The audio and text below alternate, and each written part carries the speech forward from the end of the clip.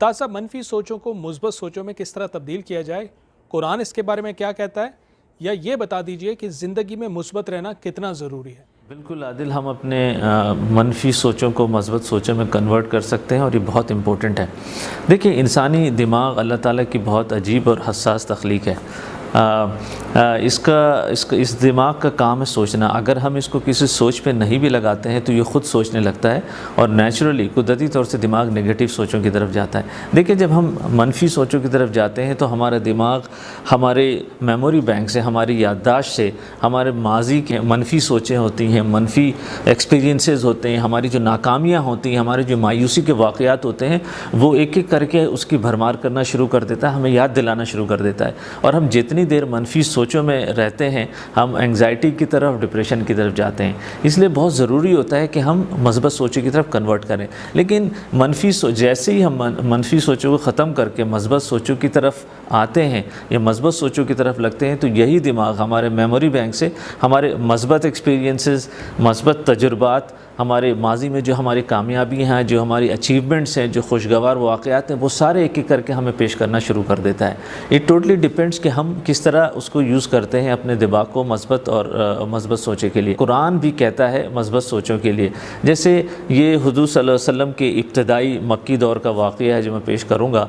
इसमें हुआ ये कि कुछ दिनों के लिए अल्लाह ताला ने कमोबेश 1 महीने के लिए हुज़ूर सल्लल्लाहु अलैहि वसल्लम पे वही का नज़ुल रोक दिया था। हुज़ूर सल्लल्लाहु अलैहि वसल्लम बहुत परेशान थे, इज़्तिराब का शिकार थे। उन्हें ख़दशा था कि ऐसा तो नहीं कि कोई गलती सरज़द हो गई हो जिसकी वजह से अल्लाह ने ये रोका है। और मुशरिकीन मक्का जो कि कोई भी मौका हाथ से जाने नहीं देते थे हुजूर को नुकसान पहुंचाने का, उन्हें जब पता चल गया कि वही का नुज़ुल रुक गया है, इसलिए कि जब जो भी नई वही आती थी हुजूर सल्लल्लाहु अलैहि वसल्लम इन लोगों को सुनाया करते थे दावत के लिए, तो इन लोगों को जब पता चला कि वही का नुज़ुल रुक गया है तो इन्होंने हुजूर सल्लल्लाहु अलैहि वसल्लम को तानाज़नी शुरू कर दिया कि खुदा न खास्ता आपके रब ने आपको छोड़ दिया है। इसी तरह अबू लहब की बीवी जो कि हुजूर सल्लल्लाहु अलैहि वसल्लम की चची भी थी और उसका घर हुजूर सल्लल्लाहु अलैहि वसल्लम के घर से मुत्तसिल था, उसने हुजूर सल्लल्लाहु अलैहि वसल्लम को तंज़िया कहा कि खुदा न खास्ता आपके शैतान ने आपको छोड़ दिया है। तो हुजूर सल्लल्लाहु अलैहि वसल्लम इस परेशानी का शिकार थे, लेकिन फिर अल्लाह ताला ने वही का नज़ुल शुरू किया। अल्लाह ताला ने सूरह बद्दुहा नाजिल की। बड़ी ज़बरदस्त सूरह है ये। इसके शुरू का आयत में अल्लाह रब्बुल इज़्ज़त ने हुजूर सल्लल्लाहु अलैहि वसल्लम को बहुत खुशखबरियाँ दी। ना आपका रब आपको भूला है, ना आपके रब ने आपको छोड़ा है, ना आपका रब आपसे बेजार हुआ है। आपका आने वाला वक्त इस वक्त से बहुत बेहतर होगा और आपको बहुत जल्द बहुत सारे इनामात से नवाजा जाएगा। उसके बाद अल्लाह ताला ने हुज़ूर सल्लल्लाहु अलैहि वसल्लम को कुछ इनामात जो की थी उसकी याद दहानी करवाई। ये आयत 6 से 8 तक में है।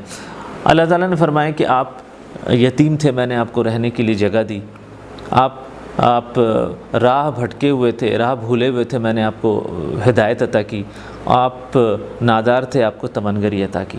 यानी कि ये पॉजिटिव चीज़ अल्लाह ताला याद दिलाई। उसके बाद एक बहुत ज़बरदस्त जो आखिरी आयत है इस सूरत की, वो अल्लाह ताला ने फरमाया वो है वो अम्मा बेनेमत रब्बिका फ़हद्दिस। उसके बाद अल्लाह ताला ने कहा कि और अल्लाह की नेमतों को याद करते रहो। देखिए, अल्लाह की नेमतों को याद करना बहुत इंपॉर्टेंट है। दिस इज़ की टू बी पॉजिटिव। देखिए, हमारे इर्द गिर्द बहुत सारे पॉजिटिव्स होती हैं, लेकिन हम मुश्किल हालात में सिर्फ नेगेटिव्स की तरफ जाते हैं, हमें भूल जाते हैं उन इनामात को। देखिए, हमारे घर वाले, हमारे वालिदैन, हमारे बीवी बच्चे, हमारी नौकरी, हमारी सेहत, हमारी काबिलियत, हमारा इल्म, ये सारी अल्लाह की बेशबहा नेमतें हैं, लेकिन इसकी कीमत का हमें अंदाज़ा नहीं होता। देखिए, इसकी कीमत का और इसकी अहमियत का अंदाज़ा करना है तो उनसे पूछे जो उनके पास नहीं है, जिनके पास औलाद नहीं है, जिनके पास आँखें नहीं हैं, जिनके पास अच्छी सेहत नहीं है, जिनके पास नौकरी नहीं है। तो हमें इन चीज़ों को याद करना चाहिए और इन चीज़ों को याद करने ही से हम पॉजिटिव रहते हैं। देखें, मैं करंट लॉकडाउन की मिसाल दूंगा। अब इस लॉकडाउन के अंदर बहुत सारे लोग मायूस से परेशान हैं, लेकिन इसके अंदर बहुत सारी पॉजिटिव हैं। ये देखें कि इस लॉकडाउन के अंदर भी अल्लाह ताला ने हमारे मुल्क को इस तरह से मुतासिर नहीं किया। हमारे यहाँ शरामवात वो नहीं है, हमारे यहाँ लोग इस तरह इतने बीमार नहीं हुए। देखें, इस लॉकडाउन के अंदर बहुत सारे लोग दूसरे बाहर मुल्कों में फंस गए हैं। इंटरनेशनल फ़्लाइट्स बंद होने की वजह से वो अपने घर वालों से नहीं मिल सकते, उनकी ईदें भी शायद उनके साथ ना गुजरें। हम अगर अपने घर वालों के साथ हैं, हमें अल्लाह का लाख लाख शुक्र अदा करना चाहिए। देखिए, इस लॉकडाउन में भी अल्लाह ताला ने हमें रमज़ानुल मुबारक अता किया, इतना मुबारक महीना, और इसके अंदर इतनी मुबारक रात शब क़दर की जो हज़ार महीनों से बेहतर है। देखिए, बहुत सारे ऐसे लोग हैं जो पिछले साल हमारे साथ थे, इस साल हमारे साथ नहीं है, तो ये हमारी खुशकिस्मती नहीं कि अल्लाह ताला ने हमें ये रमज़ानुल मुबारक अता किया। इसी तरह इस रमज़ानुल मुबारक में अल्लाह ताला ने एक्स्ट्रा टाइम दे दिया है हमें, लॉकडाउन की वजह से जो दूसरी एक्टिविटीज़ कम हो गई हैं, तो हमें रमज़ानुल मुबारक पे और इबादत पे फ़ोकस करने का अच्छा मौका मिल गया। देखिए हर हालात में, हालात जैसे भी हों, हमारे पास बहुत सारी पॉजिटिव्स होती हैं हमारे इर्द गिर्द, हमें उनको सोचना पड़ता है। हमें अपनी आदत में ये बिल्ड करना चाहिए कि हम किस तरह उन पॉजिटिव्स को याद कर सकते हैं। देखिए अब थोड़ा सा मैं आपको जो एक्सपर्ट्स हैं माइंड साइंसेस को उनकी तरफ ले चलता हूँ। एक बहुत मशहूर मुसन्निफ़ है डेविड श्वार्ट्ज़, उसकी मशहूर बुक है मैजिक ऑफ थिंकिंग बिग। उसके अंदर वो कुछ चीज़ें बताता है पॉजिटिव रहने के लिए या नेगेटिव्स को पॉजिटिव्स में कन्वर्ट करने के लिए। वो कहता है पहली बात तो अगर आप पॉजिटिव रहना चाहते हैं तो सबसे पहले आपको मनफी सोच वाले लोगों से गुरेज करना चाहिए, उनको अवॉइड करना चाहिए।